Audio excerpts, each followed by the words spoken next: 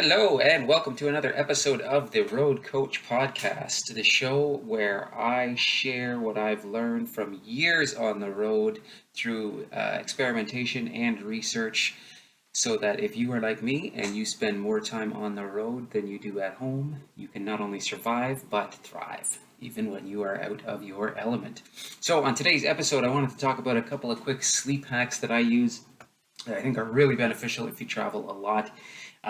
Sleep is obviously massively important. I think nowadays with hustle culture and people trying to do five different things and have seven different income streams and be fit and eat well and kind of be Superman all the time. Sometimes we think that sleep isn't important or that sleep isn't very necessary, but I'm a big proponent of sleep. I try to get at least 8 hours every single night, regardless of where I am in the world. And we talked about how time zone changes can really affect that, and how difficult that can be to get your circadian rhythm back in check. But we're not going to talk about circadian rhythm or different time zones in this episode. I just wanted to talk about a few things that I think are really, really beneficial to help you get the sleep that you need when you're traveling.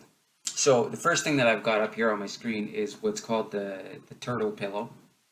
I really hate airport pillows, the ones that wrap around your neck, that are big and bulky, and I find they make me sweat, and they don't work really well. I cannot sleep in them. I would rather just sleep in a regular airplane chair.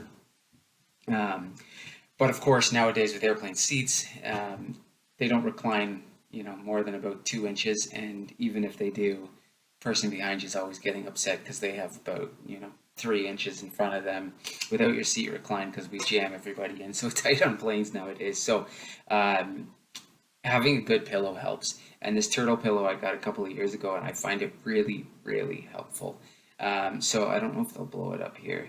But this turtle pillow, essentially what it is um, it looks like a scarf, and it's got Velcro on one side to attach it to itself. So you wrap it around your neck and then just Velcro it to itself. But inside here, it's got like a curved plastic plate that kind of fits exactly um, the way your chin goes into your neck and then goes around your collarbone. It kind of fits perfectly there. So you can just angle the pillow off to the side and then tighten it around your neck. It's very breathable material. And basically, it doesn't let your head fall forward. Your head just kind of relaxes in that relaxed position, and you can sleep I've slept for hours on planes with this thing, and it's absolutely great. If you're like me and you're sleeping without anything and you fall asleep as soon as your head bobs forward, it kind of wakes you up again, and then you got to fall asleep all over again, and it doesn't make for a good sleep. So this turtle pillow I find is awesome. If you have the ability to get one or ask for one for a gift or birthday, whatever, these turtle pillows I find are really good. I'm sure there's competitors out there. I'm sure you can find stuff on Amazon, but the design of this one itself, if you can find a similar design, I find it really, really great. The second big thing that I use, and I don't use this just when I'm traveling, I actually take this every single day, but ashwagandha, which is something I hadn't heard of. I don't know. I shouldn't say I hadn't heard of it. I never thought of it as a supplement worth taking. I'd say um, more than about 6 months ago, I think, is when I first started to read about it. This is just from WebMD, but ashwagandha, it's an ancient Ayurvedic herb. So used a lot in like Southeast Asia and India and stuff like that. But this from WebMD, it says that it's possibly effective for insomnia. It seems to improve overall sleep and sleep quality, and it's good for stress. Helps to reduce stress in some people, and it might also help reduce stress-related weight gain. And we all know the body is naturally stressed. I'm not talking about anxiety, but just the stress of travel on your internal clock and your digestion and all that kind of stuff is very real. So anything that helps with that, I think, is worth looking into. And ashwagandha is something that I started using daily, probably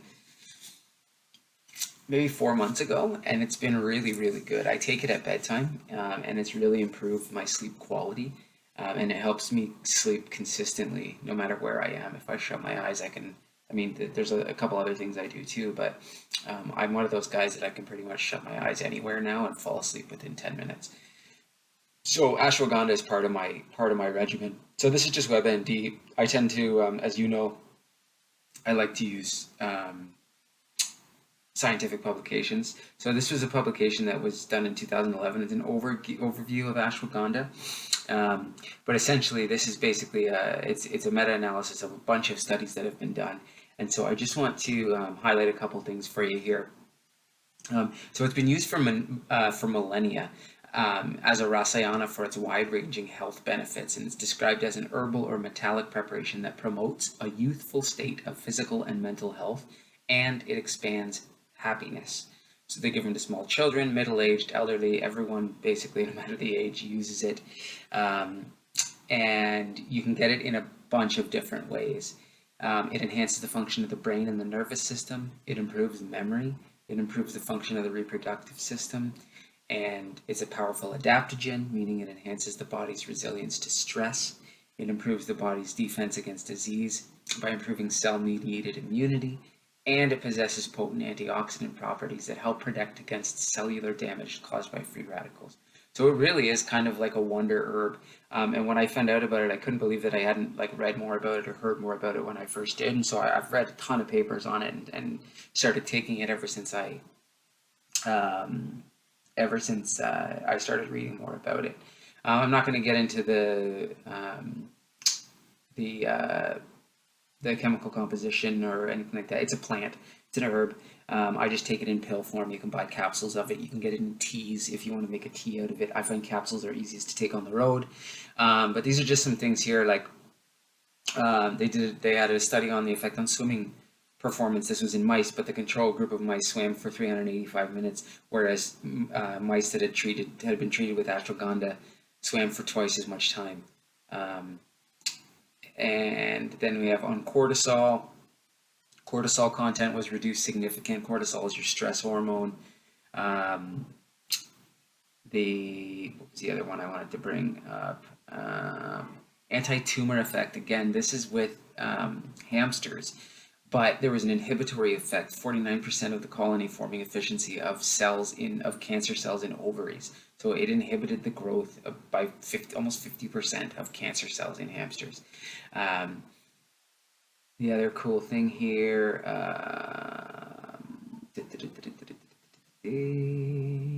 where was I going to?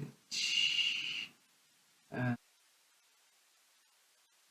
Effect on neurodegenerative disorders. So there's this right here. There are dozens of studies that show that ashwagandha slows, stops, or reverses or removes neuritic atrophy and synaptic loss. Therefore, ashwagandha can be used to treat Alzheimer's, Parkinson's, Huntington's, and other neurodegenerative diseases at any stage of the disease, even before a person has been diagnosed and is still in the state of mild forgetfulness, etc. That's huge. Um, and there's no side effects to ashwagandha. It's an herb. There's no upper limit of this. You can just take it whenever you want, however you want. So again, like I said, I think I take 200 milligram pills right now. I take 2 of them at bedtime every night. Just helps me go to sleep. What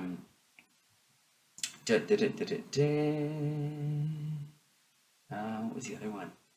Oh, anxiolytic effect. So ashwagandha, this is the other one I wanted to bring up. Ashwagandha induced a calming anxiolytic effect that was comparable to the drug lorazepam in all 3 standard anxiety tests.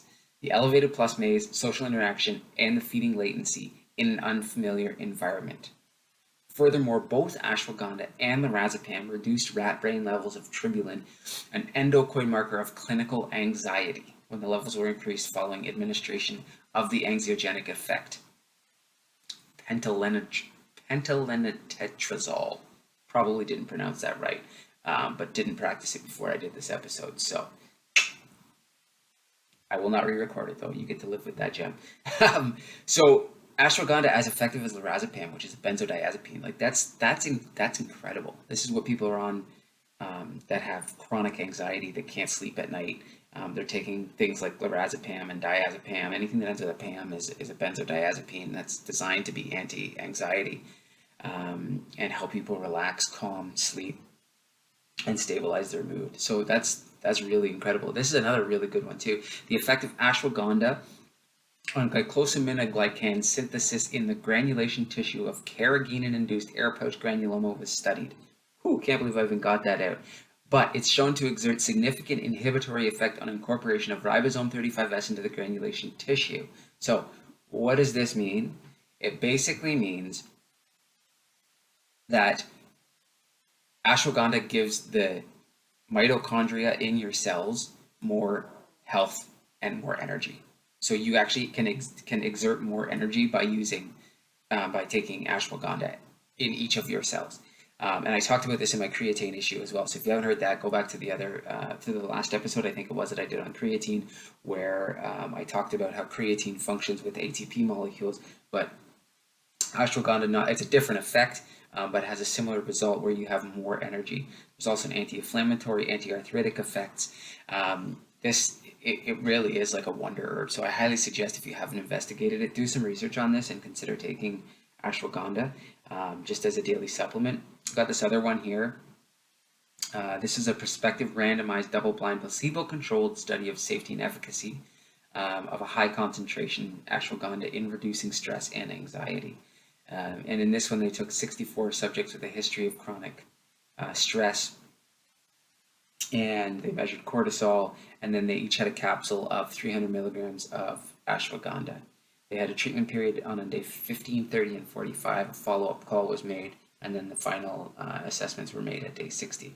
The results here: the treatment group that was given the high concentration ashwagandha root extract exhibited a significant reduction, very low p-value, in scores on all the stress assessment scales on day 60 relative to the placebo group. The serum cortisol levels were substantially reduced as well, with a very low p-value in the ashwagandha group relative to the placebo group. The adverse effects were mild in nature and were comparable in both groups, meaning there was nothing attributable to ashwagandha that was any different than a placebo. No serious adverse events. So, in conclusion, the findings of this study suggest that a high concentration ashwagandha root extract safely and effectively improves an individual's resistance towards stress and thereby improves self-assessed quality of life. What's not to like there? One more study here. This was the efficacy and safety of ashwagandha, published in 2019, on insomnia and anxiety. Again, a double-blind, randomized, placebo-controlled study. I'm not going to get into too many details here, but the conclusion: ashwagandha root extract is a natural compound with sleep-inducing potential, well tolerated, and improves sleep quality and sleep onset latency in patients with insomnia at a dose of 300 milligrams extract twice daily. It could be of potential use to improve sleep parameters in patients with insomnia and anxiety, but it needs further large-scale studies, of course. Again, promising research. Next, after ashwagandha, magnesium. Studies have shown that we are very deficient in magnesium